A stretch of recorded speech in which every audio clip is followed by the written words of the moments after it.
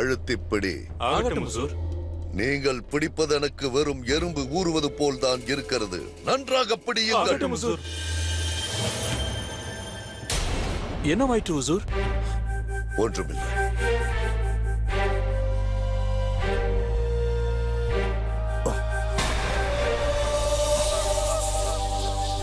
ஹுசூர், நாங்கள் ஏதாவது தவறு செய்து விட்டோமா? யார் என் மீது கல் எறிந்து கொண்டிருப்பது? என்ன, நாங்கள் ஏன் அவ்வாறு செய்ய போகிறோம் ஹுசூர்? உடனே சென்று இந்த தவறை செய்வது யார் என்று பாருங்கள். ஆகட்டும் ஹுசூர்.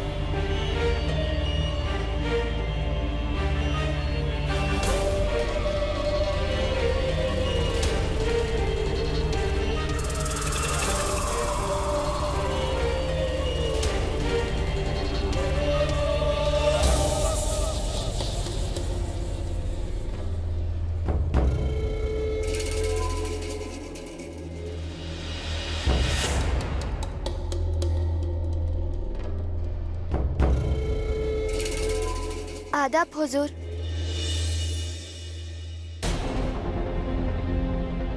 மோதி, அது ஆதம் கான் தானே? ஆம், ஆனால் அவர் இங்கென்ன செய்கிறார்? என் மீது கல் எறிந்தது நீதானா? இல்லை ஹுசூர், நான் என் பட்டத்தின் மீதுதான் எரிந்து கொண்டிருந்தேன். தவறுதலாக அது உங்கள் மீது பட்டிருக்கும்.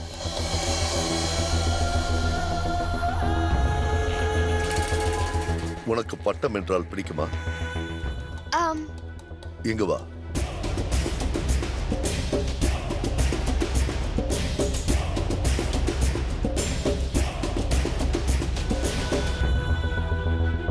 இந்த பட்டத்தை எடுப்பதற்கு நான் உனக்கு உதவி செய்கிறேன். இல்லை இல்லை, எனக்கு பட்டம் ஒன்றும் வேண்டாம், நான் செல்கின்றேன். எதற்காக வெட்கம்? வா. என்னை விட்டு விடுங்கள், எனக்கு பட்டம் ஒன்றும் வேண்டாம், விடுங்கள். மோதி, நீ கூறியது சரிதான். ஆதம் கானின் செய்கை சரியல்ல. பட்டம் வேண்டும் என்றாயே? இல்லை, எனக்கு என் பட்டம் வேண்டாம், என்னை விடுங்கள்.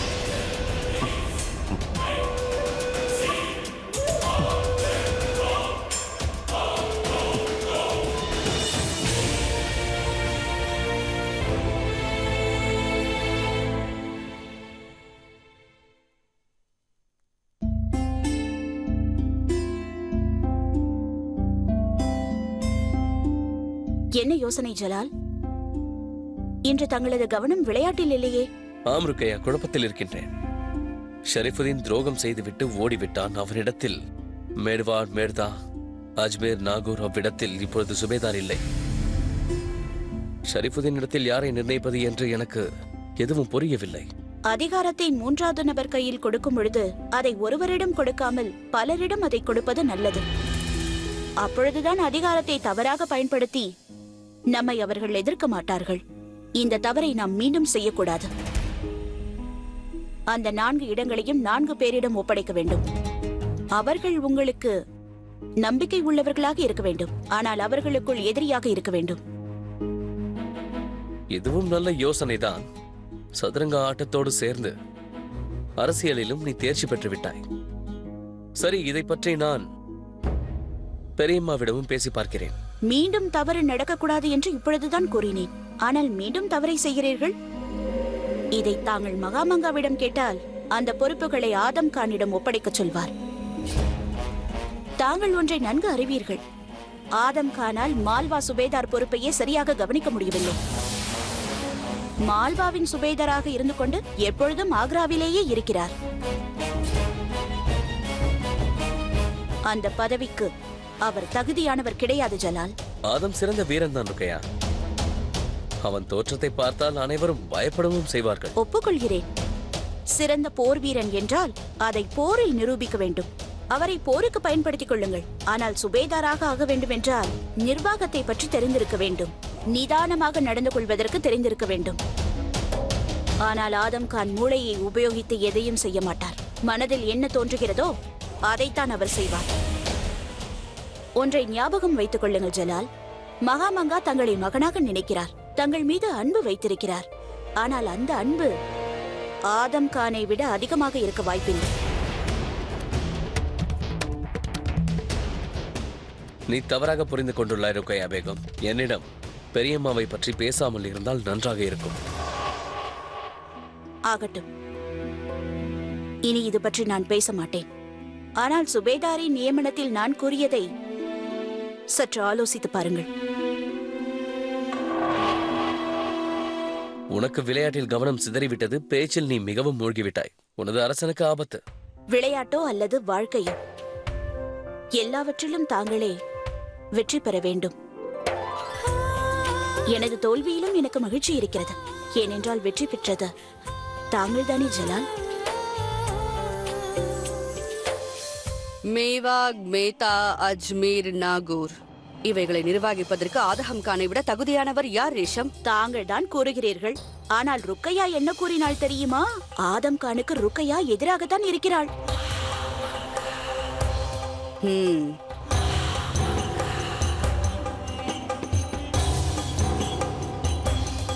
நானும் கவனித்துக் கொண்டுதான் இருக்கின்றேன். ருக்கையா பேகம் இப்பொழுதெல்லாம் அந்த புறத்தை விட்டு அரசியலில் அதிகமாக கவனத்தை செலுத்துகிறாள். மகா மந்திரியாக நினைக்கிறாள்.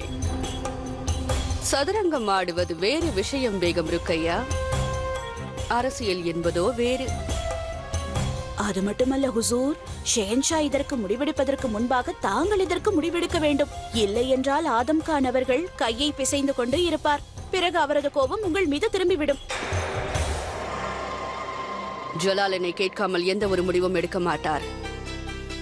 ஆனால் நான் ஒன்றை செய்ய வேண்டும். ஆதகமிடம் சென்று நான் எச்சரிக்க வேண்டும். ஷரீஃபுதீன் துரோகம் முகலாய சாம்ராஜ்யத்திற்கு ஒரு கரும்புள்ளி போன்றது. எனது விசுவாசியாக இருந்தும் எனக்கு துரோகம் செய்து விட்டான். அதனால் அவன் செய்த துரோகத்திற்காக என் நிர்வாகத்தில் எந்த புதிய மாற்றமும் இருக்காது. இதுவரை ஷரீஃபுதீன் பார்த்து வந்த இடத்திற்கு புதிய சுபேதாரை நான் நியமிக்கின்றேன். ஹுசூர், ஷெரீஃபுத்தீன் அவர்கள் நாகூர், மேவாத், மேக்தா மற்றும் அஜ்மீர் இவை 4ஐயும் பார்த்துக் கொண்டார். தாங்கள் யார் பெயரையாவது பரிந்துரைக்கிறீர்களா? ஆம் ஹுசூர், மேவாதின் சுபேதாராக நமது உசேன் அவர்களை நியமிக்கலாம். பல ஆண்டுகளாக அவர் அங்கே வேலை செய்கிறார். அந்த பிராந்தியத்தின் மீது அவருக்கு ஈடுபாடு உள்ளது. தங்கள் ஆலோசனை நன்றாக இருக்கிறது. நான் மேவாதின் சுபேதாரராக உசேன் அவர்களை நியமிக்கிறேன். நன்றிகள் ஹுசூர். மற்ற இடங்களில் தங்களது அபிப்பிராயம்? சில பேரை நான் தேர்ந்தெடுத்திருக்கிறேன். முடிவு உங்களிடம்தான் இருக்கிறது. பலர் இங்கே வராததை பார்த்தால் தாங்கள் இந்த தர்பாரை ஏதோ அவசரமாக... இல்லை, அவ்வாறெல்லாம் ஒன்றுமில்லை. உண்மையில் சற்று குளிர் அதிகமாக இருக்கிறது. தனது சுகத்திற்காக தர்பாரிற்கு வராமல் இருப்பது நம் ஆதம் கானின் வழக்கம் அல்லவா? அவர் ஏன் இன்று தர்பாருக்கு வரவில்லை என்று தாங்கள் தெரிந்து கொள்ள வேண்டும். பட்டு போன்ற உடல், என்ன ஒரு அப்பாவித்தனம், என்ன ஒரு அழகு.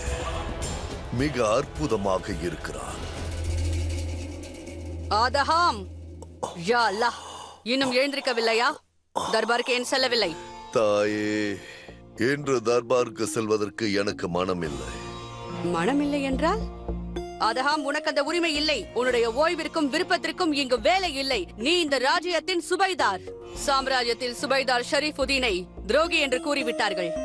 அதன் காரணமாக 4 பிராந்தியங்களில் சுபைதார் இல்லை. சுபைதாரை புதிதாக நியமிக்க வேண்டும். அதை ஜலால் யோசித்துக் கொண்டிருக்கிறான். அதற்கான விவாதங்களும் நடந்து கொண்டிருக்கிறது. மேவாக், மேத்தா, அஜ்மீர், நாகூர் இதில் ஒரு பிராந்தியமாவது நமது கட்டுப்பாட்டுக்குள் வந்துவிட்டால் பிறகு ஒரு கவலையும் இல்லை. ஆதஹாம், ஆதஹாம், நான் உன்னுடன் தான் பேசிக் கொண்டிருக்கிறேன். இப்பொழுதே எழுந்து தயாராகி தர்பாருக்கு செல். ஹுசூர், மற்ற சுபேதார்களை நியமிக்கும் பணியை தாங்கள் நாளை கூட செய்யலாம். கட்டளை பிறப்பித்து அனைவரையும் இங்கே வரவழைத்து விடலாம். வேண்டாம் அக்கா அவர்களே, இன்று செய்ய வேண்டிய வேலையை நாளை தள்ளி போட்டால் அது எனக்கு அவப்பெயரை கொண்டு வரும். அதனால் நான் இன்றே நியமித்து விடுகின்றேன். நாகூருக்கு கோஜா சாஃப் கான் அவர்களையும் மேர்தாவுக்கு தோலம் கான் அவர்களையும் குதுபலியை அஜ்மீருக்கும் நான் சுபேதர் ஆக்குகிறேன். எனது கட்டளையை அமல்படுத்துங்கள். ஆகட்டும் ஹுசூர். இன்றைய தர்பார் இதோடு முடிந்தது.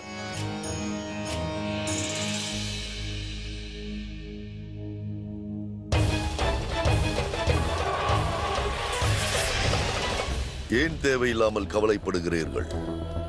ஜலால் எனக்கு ஒரு இடங்களை மட்டுமல்ல 2 இடங்களை தருவார். அந்த பதவிக்கு தகுதியானவன் நான் மட்டும் தான் உள்ளேன்.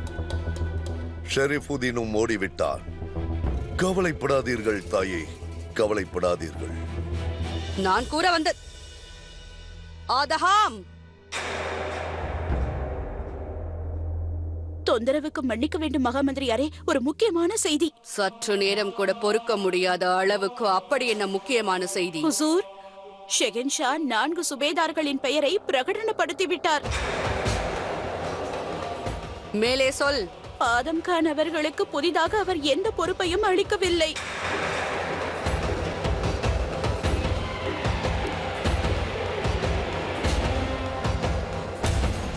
என்னோடு கலந்து ஆலோசிக்காமல் ஜலால் இவ்வளவு பெரிய முடிவை எடுத்து விட்டாரா? என் பதவிக்காகவாவது என்னுடன் ஆலோசிக்க வேண்டும் என்று அவருக்கு தோன்றவில்லையா? தவறு ஜலால், நீ இவ்வாறு செய்திருக்க கூடாது.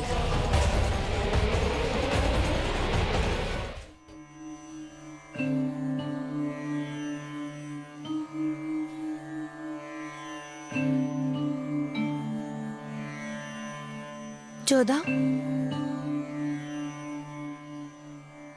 என்ன யோசிக்கிறாய் ஜோதா?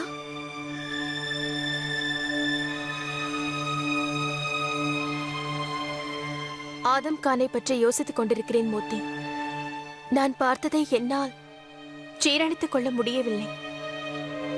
அந்த குழந்தை தஸ்லீம் ஒரு சிறுமி. இப்பொழுது ஆதம் கானின் பார்வை அவள் மேல் திரும்பி இருக்கிறது. இப்படி யோசித்து பார்க்க கூட முடியவில்லை. எனக்கும் அவ்வாறுதான் இருக்கிறது. ஆனால் என்ன செய்வது ஜோதா? இந்த உலகத்தில் ஆண்கள் பெண்களை அடிமையாகத்தான் நடத்துகிறார்கள், பெண்களை இழிவுபடுத்துகிறார்கள். அது மட்டுமின்றி அந்த சிறுமி ஒரு தாசி ஆவாள். ஆதம் கானை எதிர்த்து அந்த சிறுமியால் என்ன செய்ய முடியும்? இந்த உலகத்தில் அனைத்து தாசிகளையும் ஒரு பொம்மையாகவே பார்க்கிறார்கள். அவர்களுடைய வாழ்க்கையில் விளையாடிக் கொண்டிருக்கிறார்கள். ஆனால் நான் தாசி அல்ல, ஒரு பேகமாவேன். ஒரு பேகமாக இருப்பதால் என் கடமை என்னவென்றால் தவறான பாதையில் செல்லும் ஆதம் கானை நான் தடுத்து நிறுத்த வேண்டும். ஆனால் ஜோதா, ஆதம் கான் கொஞ்சம் கூட இரக்கமில்லாதவன். அதற்காக ஒரு சிறுமி பலியாவதை நான் வேடிக்கை பார்க்க வேண்டுமா? ஜோதா, ஜோதா, இப்பொழுதே ஏகப்பட்ட பிரச்சனைகள் இருக்கின்றன. இதில் நாம் வேறு புதிதாக உருவாக்க வேண்டுமா? கடவுள் மீது ஆணை, நீ செல்லாது. அதனால் தான் என்னால் பொறுத்துக் கொள்ள முடியவில்லை மோதி. நமக்கு ஏற்படும் அனைத்து பிரச்சனைகளுக்கும் நாம் கடவுளைத்தான் வேண்டிக் கொள்கிறோம், அவர் மேல் நம்பிக்கை வைக்கின்றோம். நான் வேகமாக இருப்பதால் அந்த சிறுமிக்கு உதவ வேண்டியது என்னுடைய கடமையாகும். அனைத்தும் தெரிந்தும் நான் உதவாமல் இருந்தால் என் மனசாட்சியை தினம் தினம் என்னை கேள்வி கேட்டு சித்திரவதை செய்துவிடும் மோதி. செல்லுங்கள். ஆனால் ஜோதா, நீ எங்கே செல்கிறாய்? தஸ்னீமுடைய வீட்டிற்கு. அவள் தாயிடம் அனைத்தையும் கூறுவது மிகவும் அவசியம். ஏனென்றால் தஸ்லீமுக்கு நடக்கும் கொடுமைகளை அவரால் தான் தர்பாரில் அனைவர் முன்பும் கூற முடியும். அதற்கு ஷெஹன்ஷாவும் நியாயம் அளிப்பார் என்ற நம்பிக்கை உள்ளது. அப்படியென்றால் நானும் வருகிறேன். ஆனால் மோத்தி, இல்லை ஜோதா, வேகமாக உன் கடமையை நிறைவேற்ற பார்க்கிறாய். நானும் உன் விஷயத்தில் என் கடமையை நிறைவேற்ற வேண்டும். நான் உன்னை தனியாக அனுப்ப மாட்டேன். சரி மோத்தி, நீயும் வா. எனக்கு புரிகிறது பேகம் சாய்பா. ஆனால் என்னால் என்ன செய்ய முடியும்? ஆதகம் கான் ஒரு சுபேதர் அல்லவா? அதோடு அவர் இவருக்கு கோட்டையில் பெரிய வேலை வாங்கி கொடுப்பதாக கூறினார். இவர் அவருக்கு வாக்களித்திருக்கிறார் பேகம் சாய்பா. அவர் எங்களுக்கு உதவியும் செய்திருக்கிறார். பாருங்கள், நீங்களே பாருங்கள், தஸ்லீமிற்கு எவ்வளவு விலை உயர்ந்த பரிசை அளித்திருக்கிறார். இப்படிப்பட்ட ஒரு பரிசை யாராவது கொடுப்பார்களா? அது மட்டுமல்ல, ஆதகம் கான் அவர்கள் கருணை மனம் படைத்தவர். அதற்காக எவ்வளவு பெரிய இழப்பை ஏற்றுக்கொள்வீர்களா? உங்கள் மகளின் வாழ்க்கை, அவள் எதிர்காலம் அனைத்தும் பாழாக போகிறது என்று புரிந்து கொள்ளுங்கள். மன்னித்து விடுங்கள் பேகம் சாய்பா. நான் கூறினேன் அல்லவா, ஆதகம் கான் எங்களுக்கு நிறைய உதவிகளை செய்திருக்கிறார். அது மட்டுமல்லாமல் என் கணவரை என்னால் எதிர்க்க முடியாது. அப்படி என்றால் உங்கள் மகள் மீது உங்களுக்கு அக்கறை இல்லையா? நாங்கள் எளியோர்கள் அல்லவா, அதனால் எங்கள் பொறுப்புகளும் சிறியதாகவே இருக்கும். இவளை வளர்த்து இவ்வளவு பெரிய ஆளாக்கி விட்டேன். இனிமேல் அவள் விதி. அவள் தந்தை எந்த முடிவு எடுத்தாலும் அது சரியாகவே இருக்கும். அதில் நான் தலையிட முடியாது. பாருங்கள் அம்மா, எனக்கு ஆதாம் கானை பார்த்தால் மிகவும் பயமாக உள்ளது. அவர் என்னை இங்கு இடையை பற்றி கொண்டு என்னை தூக்கிவிட்டார். நீ வாயை மூடு. ஆனால் அம்மா, அவரை பற்றி நீ இவ்வாறு பேசுகிறாயா? அவர் கால் சிறைப்பை வாழ்க்கை முழுவதும் சுத்தம் செய்தாலும் அவர் நன்றி கடனை தீர்க்க முடியாது. ஒரு தாயே தன் மகளுக்கு எதிரியாக இருக்கின்றாள். இன்னும் எத்தனை காலத்திற்கு பெண்கள் பலியாகி கொண்டு இருக்க வேண்டுமோ? இதற்கு நான் ஏதாவது செய்தே ஆக வேண்டும்.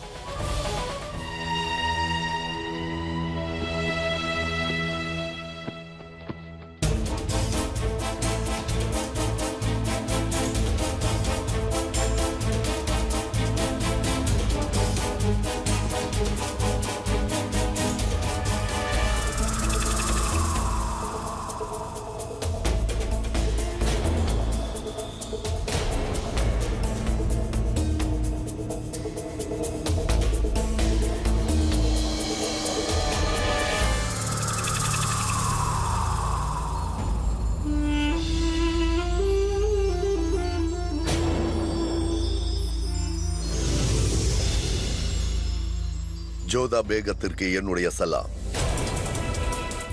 தாங்கள் இங்கு தங்கள் தகுதிக்கு இங்கே வரக்கூடாது. முகலாய சுபேதாரும் தகுதிக்கு குறைந்தவர் அல்ல ஆதம் கான். நீங்கள் ஏன் இங்கு வந்தீர்கள்? அதை நான் தெரிந்து கொள்ளலாமா? என்னவென்று சொல்வது? இவர்களுடைய சுகதுக்கங்களை தெரிந்து கொள்வதற்காக நான் இங்கு வந்தேன். தாங்கள்? நான் இங்கு வந்த காரணம் என் பிரஜைகளுக்கு பெரிய அதிகாரிகளினால் ஏதேனும் பிரச்சனை இருக்கின்றதா என்று தெரிந்து கொள்ள வந்தேன். தாங்கள் கூற வருவது? நான் கூற வருவது என்னவென்று நன்கு அறிவீர்கள். உங்கள் மனதில் உள்ளதும் எனக்கு தெரிந்துவிட்டது. ஒன்றை மட்டும் புரிந்து கொள்ளுங்கள். நான் எப்பொழுதும் உங்கள் எண்ணத்தை நிறைவேற விட மாட்டேன்.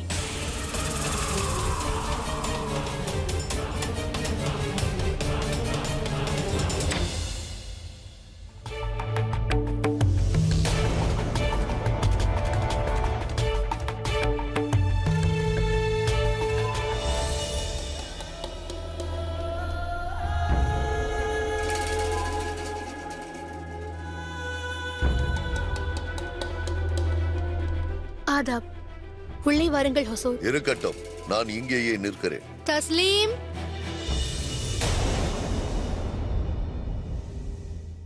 ஜோதா பேகத்தை நீதான் அழைத்தாயா? இல்லை ஹுசூர். இந்த தாசி அது போன்ற தவறு ஏன் செய்ய போகிறாள்? அவராகத்தான் இங்கே வந்தார்.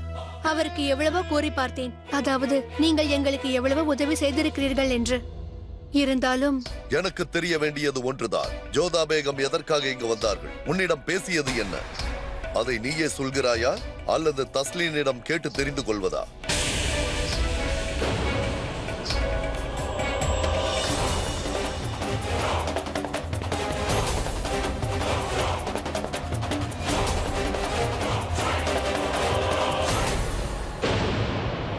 அவளுக்கு இவ்வளவு துணிச்சலா? ஹுசூர், அதையெல்லாம் விட்டு விடுங்கள்.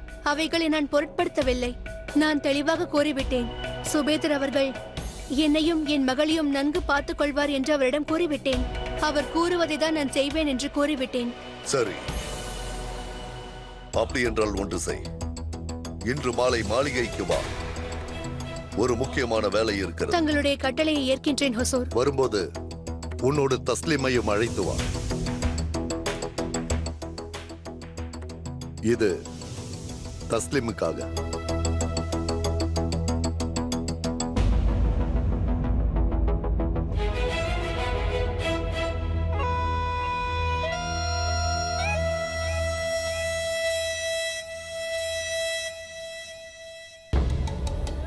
தஸ்லீமுக்கு பட்டம் பிடிக்கும் அல்லவா?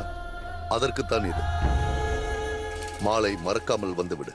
குதா ஹாஃபிஸ். ஆதாப்.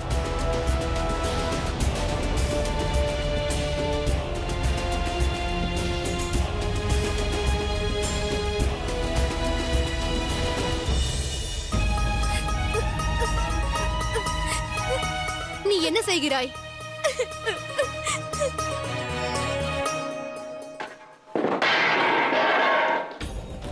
என்னுடைய அதிகாரம் என் கையை விட்டு சென்று கொண்டிருக்கிறது. ஆனால் என்னால் எதுவும் செல்ல முடியவில்லை. அனைத்தையும் நான் பார்த்து கொண்டுதான் இருக்கிறேன். யார் எனக்கு அதிகாரம் வழங்கினாரோ அவரே அதை பறித்துக் கொண்டிருக்கிறார். ஜலால். ஜலாலுக்கு என்னை விட இன்னொருவர் மேல் நம்பிக்கை வந்துவிட்டது போல் எனக்கு ஏன் தோன்றுகிறது? ஜோதா பேகமின் விவகாரத்தில் என்னுடைய கருத்துக்களை சட்டை செய்யவில்லை. இப்பொழுதோ 4 பிராந்தியங்களில் சுபைதார்களை நியமிக்கும் பணியில் ஒரு மகா மந்திரியாக இருந்தும் கூட அவர் என்னோடு கலந்து ஆலோசிக்கவில்லை. செல், சென்று எனக்காக ஒரு காகிதமும் எழுத்தாணியும் எடுத்து வா. செல்.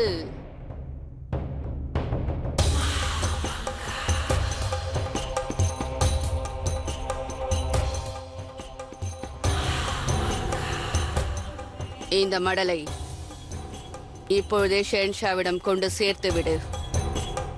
அவருக்கு படித்தும் காட்டு. அப்படியே செய்கிறேன் மகா மந்திரியாரே.